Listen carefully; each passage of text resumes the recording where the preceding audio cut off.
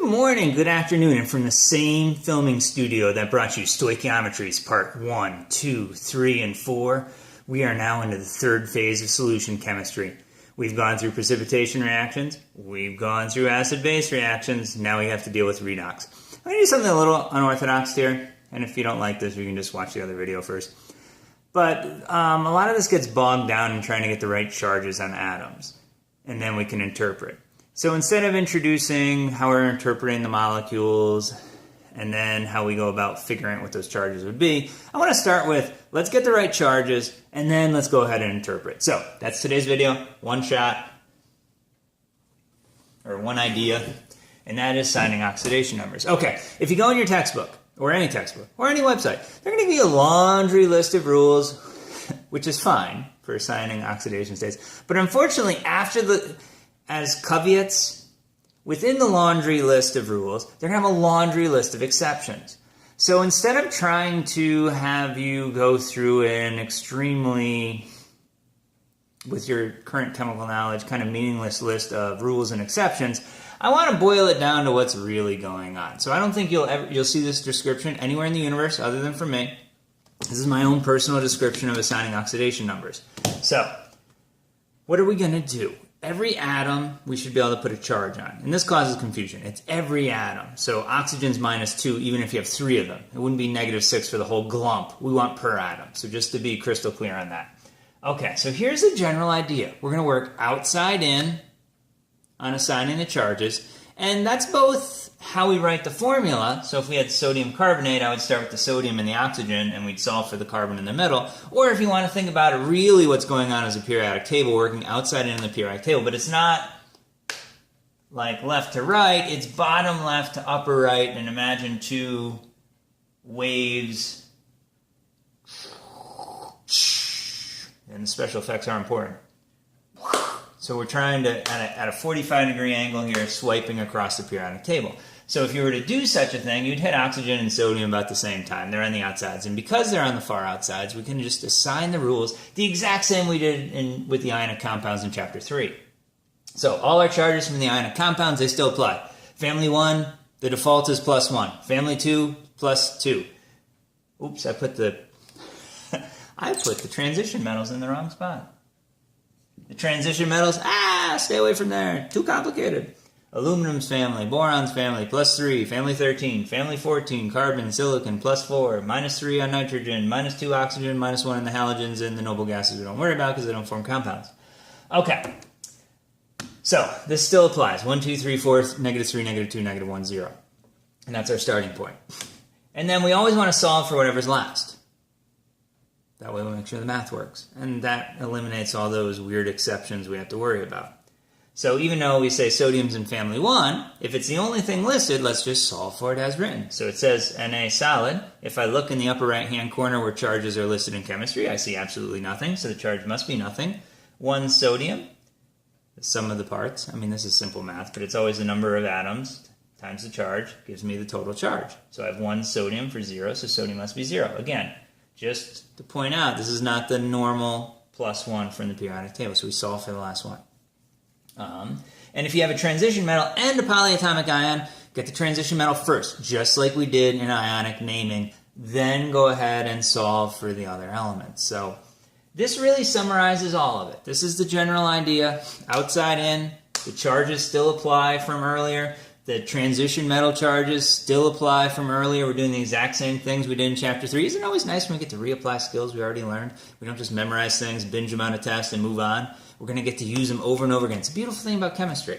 So make sure you learn what you're supposed to learn, because it's just going to come back and come back and come back and build, build, build. So it's nice. And the last thing we'll solve for, which allows us to do a little mathematics. That's always good in the morning. Have your cup of coffee, a little mathematics. What could go wrong? So that's great, Dr. Virgo. I see all those rules, and that's a lot of words, and I don't really like words. Can we just do something? Sure, let's do so. And I got one warm-up, and then we'll get serious about this. So, 2 atoms, if we're working outside in, they're kind of both on the outside. You might imagine that'll work from the periodic table. So let's take a look. And again, I hope everyone has their periodic table in front of them. If not, shame on you. Good, you've unpaused and you have your periodic table in front of you now. Excellent job. And let's take a look. Magnesium, we found that. It's over in family 2, so that we would predict would be a +2. Sulfur, we found that. 2 from the end in oxygen's family. -2. And then we should be done. Now let's do something super, super important with these oxidation numbers. Make sure it makes sense. We have 1 +2, 1 -2, and it adds up to 0. Does that make sense? +2 - 2 = 0? Sure. Okay, so we're good. So we would say the oxidation state of magnesium is +2, and the oxidation state of sulfur is -2. Now that we're warmed up, we did something very, very simple. Let's do something a little bit trickier. Let's look at this one. Phosphorus and oxygen. So we could sweep outside in, and we're clearly getting to oxygen first, because we got to go all the way across the transition metals before we get to phosphorus. But let's just say we did the knee-jerk reaction, and let's go to the family and write down the number. -3, -2. Can we put all negatives together? Is that going to make sense? Can we start with something that's negative in chemistry, or do I know that chemistry is a very happy, very positive place? You can tell from my crazy smile. It's so happy, it's so positive. And you, I'm sure, are smiling the same way. So which one's wrong? Well, phosphorus is more on the outside when we did our sweep, and Dr. Virgo said outside in. Or chemistry is a happy, positive place, and we're supposed to solve for the last thing. So this is the one we don't know. Okay, so what do I mean by solve for it? So first we're going to do what I would call a charge balance equation. We have 1 phosphorus atom, we have 4 oxygen atoms, and my total charge is -3. We know oxygen from the periodic table, so let's just put that in. And from here, like I said, a little bit of mathematics, add 8 to both sides, and we get phosphorus as +5. So the oxidation state on phosphorus is +5. The oxidation state on oxygen is -2. Again, it's per atom. It's not this -8 down here. It's -2 per oxygen. Okay, hopefully you're doing well. Let's do another tricky one. Nickel carbonate, or nickel 2 carbonate. Oh, I gave away the answer. That's okay. So this is one of these ones where I have a transition metal, and if I sweep from the outside in, I'll get nickel. That's in the transition metals, or as I like to call it, there be dragons. We don't know anything about that. Oxygen, I'm getting good at this. We got oxygen all over the place. It's like the Earth is covered in oxygen. I wonder why they're in all the problems. Okay, so oxygen's everywhere. You get so used to just throwing -2 up, -2 up, -2 up. You might already be there. Awesome if you are, by the way. And then, of course, Dr. Virgo said we're always solving for the thing in the middle. So this looks an awful lot like one equation, 2 variables. Math class, they told me we can't do that. You're right. We're going to have to write two equations out of this. So we got to go back to what we did in chapter 3 with the naming of ionic compounds. So again, this is transition metal and polyatomic ion. And we have to realize the ions we can also do a charge balance with. We have 1 nickel ion, and we have 1 carbonate ion, and our total charge here is 0. So I have correctly memorized carbonate has a charge of -2. And now if I solve for nickel, I now know nickel is +2. And the beauty of this is, what's this do for us? Now we have 1 equation, 1 variable. Let's solve for that. So we can do a different version of the charge balance. Now we'll do atoms instead of ions. 1 nickel, 1 carbon, 3 oxygens, no charge still. Plug in what we know. Nickel is 2. We don't know what carbon is. Oxygen's -2. And we get carbon +2 - 6 = 0, or carbon is +4. So we have the oxidation state of nickel is +2, the oxidation state of carbon is +4, and the oxidation state of oxygen is -2. So we solved that problem correctly. Likewise, you could do this one. This one's not as complicated because as we sweep, hydrogen's on the far outside, oxygen's on the far outside, so we're in pretty good shape. Let me switch colors so we don't get confused here. Hydrogen would be +1, sulfur's in the middle, we always solve for the last one, and oxygen's -2. So we do the same idea with the charge balance. We have 1 hydrogen, 1 sulfur, 4 oxygens, and we're told that the total charge is -1. Again, we just grab that from here. No thought, just whatever it tells us we put. And if it doesn't put anything, we put a 0.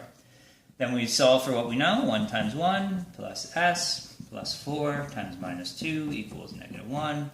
Sulfur +1 minus 8 equals -1. Sulfur equals +6. So our oxidation state on sulfur is +6. Hydrogen's positive 1, oxygen's minus 2. I highly recommend not putting the oxidation states above the molecules as you solve, because then it looks like charges and it gets confused. Let's do another one that tends to throw people. Or actually, let me do a simple one. What if I had nickel 2 plus aqueous? What would be the charge on nickel? And again, what I want you to do here is don't overthink the room. All I got is nickel. It's 2 plus. The charge is 2 plus. We're done. Okay? So sometimes it's easy. Just likewise if it's by itself. Okay, so let's hammer through a couple more and be done with this.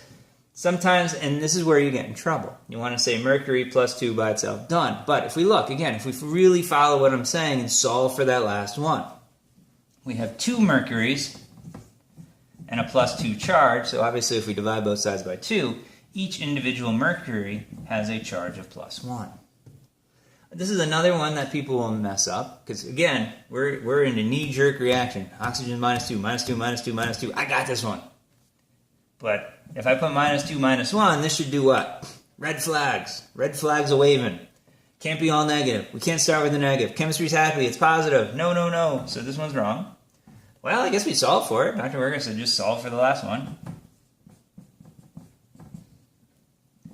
So now if I do this, I got oxygen minus 2 equals 0. So in this rare case, oxygen would be plus 2. This is another one where people will mess up. O2 in the air right now. What do you think the charge on the air is right now? Where I'm filming? Where you're watching? It better be neutral, otherwise we're both in very big trouble. So again, we have 2 oxygen atoms, and there's no charge here. Oops, that's a theta. So obviously, 0 divided by 2 is 0, so the charge here would just be 0. And does it make a difference if I make it ozone? If it's O3 by itself? Nah, it's still 0. Alright, hopefully you got the gist of this. We'll do more of it, and this is a basic skill, and although we do very little, this is really all the redox we do in Chem 101, it's probably 50% of all your chemical reactions. Lots of acid-base, lots of redox, the Venn diagrams, they overlap. And as you continue in your studies, there'll be a lot of redox. All of your metabolism in your body, almost all that's redox. All the energy in our body is stored as redox reactions. So there's a lot going on here. And unfortunately, we won't get to it in 101, but here's a little sampling. And the next video will show you a little bit of applying and how we use the language associated with redox. Thank you very much, and have a wonderful rest of your day.